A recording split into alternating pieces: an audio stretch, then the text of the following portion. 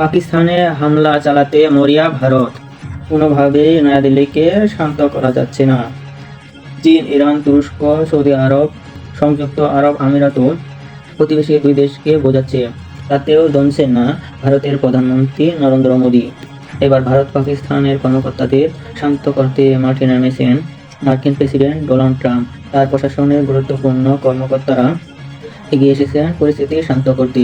তবে এরই মধ্যে শোনা গেল হঠাৎ লাহোরের নিরাপত্তা বাড়িয়েছে পাকিস্তান। কাশ্মীরের সাম্প্রদায়িক সন্ত্রাসী হামলার পেছনে পাকিস্তানি দায়ী এমন বিশ্বাস প্রবলভাবে গেঁথে গেছে ভারতের কর্মকর্তাদের মনের মধ্যে। তাই পাকিস্তানকে উচিত শিক্ষা দিতে এরই মধ্যে যুদ্ধ প্রস্তুতি চালাচ্ছে ভারত।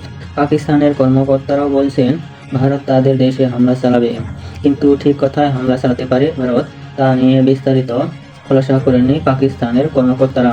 তবে ভারতীয় গণমাধ্যম ইন্ডিয়া টুডে বলছে লাহোরের নিরাপত্তা বাড়িয়েছে পাকিস্তান। কেন নিরাপত্তা বাড়ানো হয়েছে তার কারণও জানিয়েছে গণমাধ্যমটি। তারা দাবি করেছেন লস্কর-ই তৈয়বার প্রধান হাফিজ সাইদ এই লাহোর শহরেই রয়েছেন।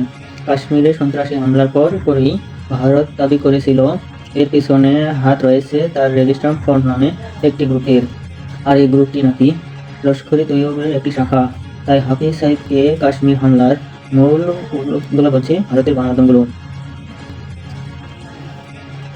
ভৌগোলিক অবস্থানের দিক থেকে লাহোর ভারতের সীমান্ত এলাকা থেকে খুব বেশি দূরে নয়। ভারতের পাঞ্জাব থেকে লাহোরের দূরত্ব মাত্র 24 কিলোমিটার। আর পাঞ্জাবের অমৃতসরই রয়েছে অমৃতসর এয়ারপোর্ট স্টেশন। এটি একটি ফরওয়ার্ড বেস সাপোর্ট ইউনিট। ভারতীয় বিমান বাহিনীর ওয়েস্ট এয়ার কমান্ডের জন্য এটি গুরুত্বপূর্ণ ভূমিকা পালন করে থাকে। তাই ভারত চাইলে মাত্র কয়েক সেকেন্ডেই লাহোরে উড়ে গিয়ে হামলা চালিয়ে আসতে পারে। সূত্রের বরাতে ইন্ডিয়া টুডে বলছে লাহোরের মোহাম্মদ রফি শহরের একটি বাসায় থাকছে হাফিজ সাইদ। ঘনবসতিপূর্ণ ওই এলাকায় পাকিস্তানের সশস্ত্র বাহিনী দিনরাত 24 ঘন্টা সশস্ত্র ক্ষমতা মোতায়েন করেছে।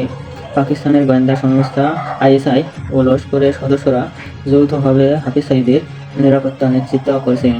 এজন্য ভবনটির উঠোনে ড্রোন মোতায়েন করা হয়েছে, আর 4 কিলোমিটার এলাকা জুড়ে বসানো হয়েছে হাই রেজলিউশনের সিসিটিভি ক্যামেরা।